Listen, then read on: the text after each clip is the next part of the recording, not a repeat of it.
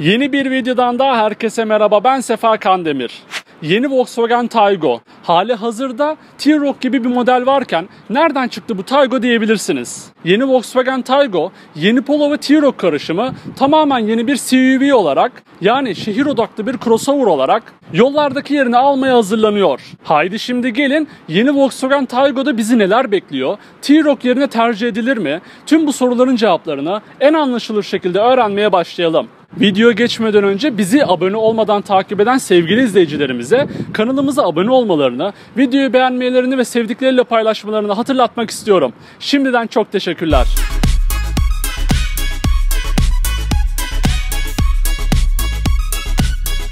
Yeni Volkswagen Taygo bundan tam bir yıl önce Nivus ismiyle Brezilya pazarı için satışa çıktı. Ve geçtiğimiz hafta Güney Amerika ve Avrupa pazarı için resmi lansmanı yapılarak oldukça popüler T-Roc'un yanındaki yerini aldı. Tasarım ve özellikleriyle coupe SUV görünümünde olan yeni Taygo, Polo ve T-Roc ile birlikte MQB A0 platformu üzerinde geliştirilip üretiliyor. Bu da yeni Taygo'nun aslında birden çok özelliği tek yerde toplayan oldukça mantıklı bir otomobil olmasının önünü açıyor. Yeni Taygo'ya önden baktığımızda Volkswagen modellerinden aşina olduğumuz bir tasarım bizleri karşılıyor. İkiz kardeşleri yeni Polo ve T-Roc'un karışımı gibi gözüken bu tasarımı ben oldukça beğendim. Style ve R-Line'da standart olan IQ LED barı içeren farların kullanılması onun daha karakteristik görünmesine neden oluyor. Üzerinde sis farlarının yer aldığı tampon tasarımı da sadeliğiyle ön plana çıkarken duruşundan bir şey eksiltmiyor. R-Line donanım seviyesinde ise biraz daha agresifleşen yeni Taygo'da tampon tasarımında ufak fakat etkili detaylar ekleniyor. Yeni Volkswagen Taygo'nun profiline geçtiğimizde ise onu T-Roc'tan ayıran en önemli şeyin ne olduğunu net şekilde anlıyoruz. Şüphesiz T-Roc'un profil tasarımı en az benim kadar sizi de etkilemiş olabilir. Fakat yeni Taygo'nun profilini gördüğümde aranan kanın bu olduğuna ikna oldum. Taygo'yu Taygo yapan coupe SUV formu onun daha sportif ve pürüzsüz bir tasarıma kavuşmasını sağlıyor. Tıpkı yeni Polo ve T-Roc'ta olduğu gibi ön çamurluktan başlayan omuz çizgisi T-Roc'tan farklı olarak arka stoplara kadar uzanıyor. C sütununa geldiğimizde ise tamamen yeni bir tasarım bizleri karşıladı. T-Roc'tan farklı olarak C sütunu üzerine alınan kelebek camı onu olduğundan daha uzun gösteriyor.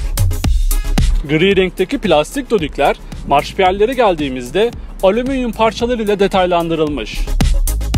Buna ek olarak tasarımlarıyla oldukça tarz gözüken jantlar da 16 ile 18 inç arasında değişen boyutlarıyla kullanıcıların seçimine sunuluyor. Yeni Volkswagen Taygo'nun arka tarafına geçtiğimizde ise Volkswagen'in elektrikli modelleri ID ile olan benzerlik gözümüzden kaçmıyor. Yeni Taygo'nun arka tarafında ilk dikkatimizi çeken detay Volkswagen'in tamamen elektrikli modeli ID.6 ile oldukça benzeyen stop tasarımı oldu. Özellikle akşam vaktinde oldukça şık ve göz alıcı duran bu stop tasarımını ben gerçekten çok beğendim. T-Roc ile kıyaslandığında daha oturaklı ve olgun gözüken yeni Taygo'nun eğik cam tasarımı oldukça karakteristik duruyor. Plaka ve model isim yazısı bagaj kapağının merkezinde yer alıyor. Üzerinde egzoz çıkışlarının bulunmadığı gri renkteki tampon tasarımı T-Roc ile kıyaslandığında oldukça sade kalmış. R-Line'da ise üzerinde sahte egzoz çıkışlarının yer aldığı göz dolduran bir tasarım ekleniyor. Yeni Volkswagen Taygo boyutlar konusunda da yeni T-Roc'a göre farkını ortaya koyuyor. Yeni Taygo 4266 mm ile T-Roc'tan 32 mm daha uzun, 1757 mm ile 62 mm daha dar ve 1494 mm ile 79 mm daha alçak boyutlar sunuyor. Dingil mesafesinde ise 2566 mm ile T-Roc'tan 24 mm daha kısalıyor. Yeni Volkswagen Taygo'nun iç mekanına geçtiğimizde doğrusunu söylemek gerekirse beni çok da heyecanlandırmayan, alışageldiğimiz bir tasarım bizleri karşıladı. Yeni Volkswagen Taygo'nun iç mekanına adımımızı atar atmaz uzun yıllardır Volkswagen bünyesinde bulunan otomobillerden aşina olduğumuz bir tasarım bizleri karşıladı. Aynı platformu paylaştığı yeni Polo ve T-Roc ile oldukça benzer bir tasarım kullanılması yeni Taygo'ya daha rahat alışmamızı sağlayacaktır. Yeni direksiyon simidinin hemen arkasında 10.25 inç büyüklüğünde tamamen dijital bir gösterge ekranı yer alıyor. Tüm modellerde standart olarak sunulacak olan dijital kokpitin renkleri ve çözünürlüğü oldukça etkileyici. Genelinde yumuşak kaplama malzemelerin kullanıldığı ön konsolun ortasına geldiğimizde standart olarak 6.5 inç büyüklüğünde olup ikinci seviyede 8 inç ve en büyük 9.2 inç büyüklüğünde satın alınabilen dokunmatik multimedya ekranı bulunuyor. 6.5 inç büyüklüğündeki ekran Ready to Discover yazılımıyla gelirken 8 ve 9.2 inç büyüklüğündeki ekranlarda Volkswagen'in son nesil işletim sistemi MIB3 kullanılıyor. Üzerinden birçok özelliğin kullanılabildiği bu ekranlarda kablosuz olarak Apple CarPlay ve Android Auto bağlantı entegrasyonlarını da kullanabilirsiniz. Konsolun aşağısına doğru geldiğimizde fiziksel tuş ve butonların bulunmadığı son nesil çift bölgeli klima kontrol ünitesini görüyoruz. Onun hemen altında 2 adet USB-C girişi ve donanım seviyesine göre kablosuz şarj standı bulunuyor. Orta konsolda ise otomatik vites olmasına rağmen büyükçe bir vites topuzu ve onun etrafında donanımsal özellik tuşları yer alıyor. Arkaya doğru ilerlediğimizde 2021 model bir otomobilde görmekten pek mutlu olmadığımız manuel el freni tüm ihtişamıyla kendini gösteriyor. Sert plastik malzemelerin kullanıldığı orta konsolun sağ tarafında 2 adet bardaklık ve konumu itibariyle oldukça beğendiğim 12 volt soket girişini görüyoruz. Olmasından memnun olduğum kol dayamanın içinde de kullanışlı bir alan bulunuyor. Tasarımı nedeniyle biraz dar olan kapı eşiğinin arkasında T-Roc ile hemen hemen benzer bir baş mesafesinin sunulduğu oldukça konforlu koltuklar bizi karşılıyor.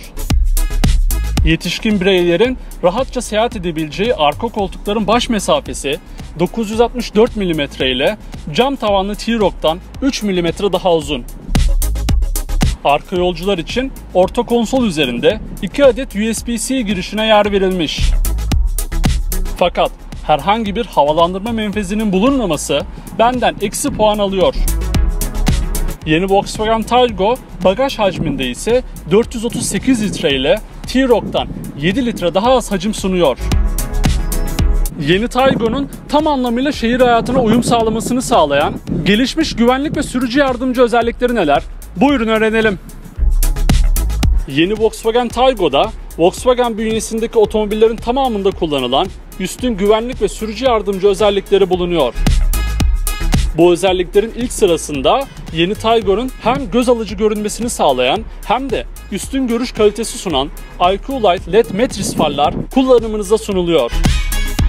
Bununla birlikte yarı otonom sürüş deneyimini yeni Taygo'da yaşamanızı sağlayacak IQ Drive sürüş asistan hizmetinde kullanabileceksiniz. IQ Drive sürüş asistanı paketinin içinde trafik lambalarını okuyarak ya da öndeki aracın hızını görerek yeni Taygo'nun hızını ayarlayan adaptif hız sabitleyici ACC bulunuyor.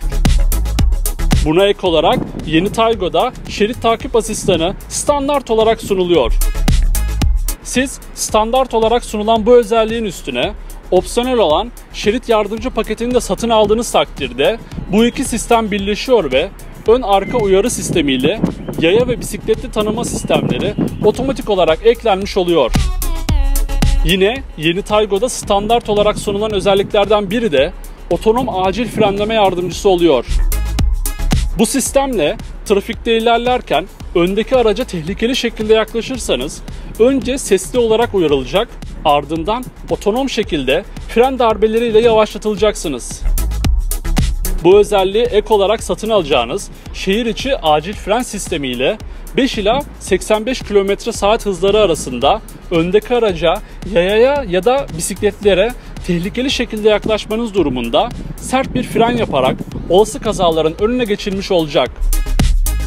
Bununla birlikte bir çarpma sonucunda otomobilin hareket ederek başka kazaya karışmasını engellemek için çarpışma sonrası frenleme sistemi, uzun yolculuklarda yorulduğunuzu anlayıp siz mola verene kadar 15 dakikalık periyotlarda 5'er saniye sesli uyarı veren sürücü uyarı sistemi, yeni Taygo'nun uygun boşlukta kendi kendine park etmesini sağlayan otomatik park yardımcısı ve daha birçok asistan, gelişmiş güvenlik ve sürücü yardımcı özellikleri arasında bulunuyor.